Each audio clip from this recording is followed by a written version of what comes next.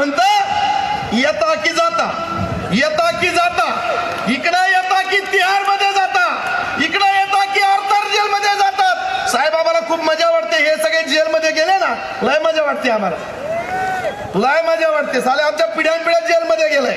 कणस चोरलं जेलमध्ये, कोंबडी चोरलं जेलमध्ये, बकरी चोरली जेलमध्ये. काल आम्ही ठराव केला साहेब, आमच्या पारद्यांवरती, रामुशांवरती, भिल्यांवरती ज्यांच्या ज्यांच्यावरती गुन्हे आहेत साहेब, तुमच्या बरोबर राहिलं की आणखी गुन्हे दाखल होतात. आम्ही सरळ मोदी शहा बरोबर जातो, म्हणजे आमचे गुन्हे तरी माफ होऊन जातील ना.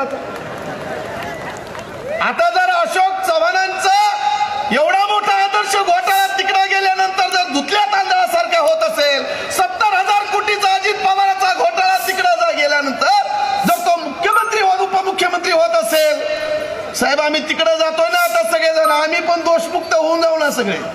मोदी शहाकडे, फडणवीसाकडे. आम्हाला माहिती आहे ते भामट्यांचं घर आहे. आम्ही ठरवलंय संविधानाच्या बाजूने जायचंय. संविधान या देशामध्ये सुरक्षित आहे. लढाई दोन प्रकारची चालू आहे देशामध्ये.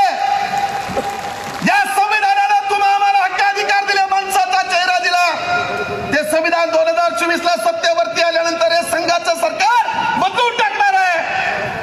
आम्हाला ठरवायचंय कोणत्या दिशेनं जायचंय. आम्ही ठरवलंय ओबीसी वाल्यांना मी सांगू इच्छितोय, दुटप्पी भूमिका घेऊ नका, दंभिकपणाची भूमिका घेऊ नका. एका खिशामध्ये मनुस्मृती आणि एका खिशामध्ये संविधान चालत नाही. हातामध्ये संविधान घेऊन जावं लागणार आहे आम्हाला.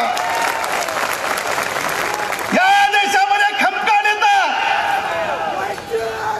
महाराष्ट्रामध्ये नाही, देशामध्ये देखील हिम्मत नाही कुणाची. किती चौकशा लावा, बाळासाहेब म्हणतात चौकशी लावा, हिम्मत नाही. जरा हे ओबीसी त्यावेळेस जर आमच्या बरोबर आले असते तर 2019 ला भारताचा मुख्यमंत्री कोण हे बाळासाहेबांनी ठरवलं असतं. देर आहे दुरुस्त आहे, उशिरा आलात, प्रकाशांना उशिरा आलात, बरं झालं. अरे 75 वर्ष आमची एवढी मतं आहेत, आम्ही त्यांना सत्तेमध्ये पाठवतोय. आमची मतं एवढी, मतदान करणारे आम्ही, पैसे वाटणारे आम्ही, नाचणारे आम्ही, गुलाल उधळणारे आम्ही, बोगस मतदान करून घेणारे आम्ही, मारामाऱ्या करणारे आम्ही. चला निवडून आल्यानंतर ते तिकडे जातं आणि आम्ही नाचत बसतोय. म्हणजे वाजंत्री आमची, घोडा आमचा, खुळखुळे आमच्या हातामध्ये, नाचणारे आम्ही आणि घोड्यावरती बसणारा नवरदेव त्यांचा. 2024 ला वाजंत्री ही आमची, घोडा ही आमचा आणि नवरदेव कुणाचा? बाळासाहेब जो म्हणतील तो नवरदेव त्या घोड्यावरती बसणार. बस झालं तुमचं आता. एका कडीनं काही होत नाही. कडीला कडी लावली, कडीला कडी लावली, कडीला कडी लावली की साखर दंड तयार होतो आणि साखर दंड तयार झाला की माजलेल्या हत्तीला देखील आकारता येतं. या महाराष्ट्रात 75 वर्ष सत्ता तुम्ही वापरली. सत्तेच्या माध्यमातून पैसा आणि पैशाच्या माध्यमातून सत्ता. साखर दंड कडीला कडी लावूया. वंचित बहुजन आघाडीच्या माध्यमातून बाळासाहेबांनी साखर दंड तयार केलाय.